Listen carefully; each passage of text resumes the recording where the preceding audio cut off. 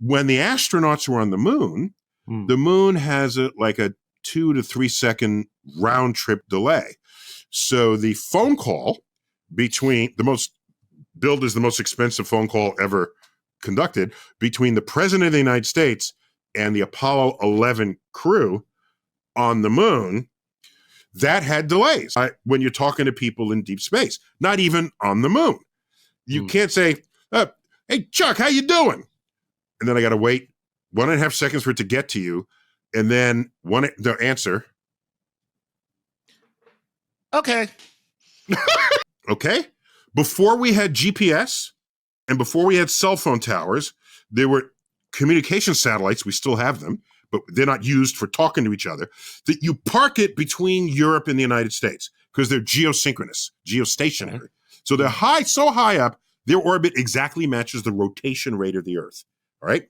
23 hours, 56 minutes turning. All right. That's the rotation rate of the Earth once and 4 seconds. So now you beam something from the United States up to that satellite, which is 23,000 miles up. Then it goes back down to Europe, which it can do because it sees both continents because it's sitting right between us over the Atlantic Ocean.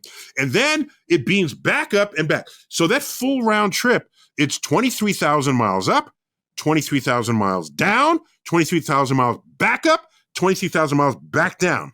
That's basically 100,000 miles. The speed of light is 186,000 miles per second. Now, when you have a conversation where everything you say is delayed a half a second before the person replies, you can't, for example, interrupt them. It's like the old days when people spoke on CBs. You just give information, you say over and out, and wait for them to get it, and then they'd speak back. Okay, that's called simplex communication, where it can only take signals in one direction at a time.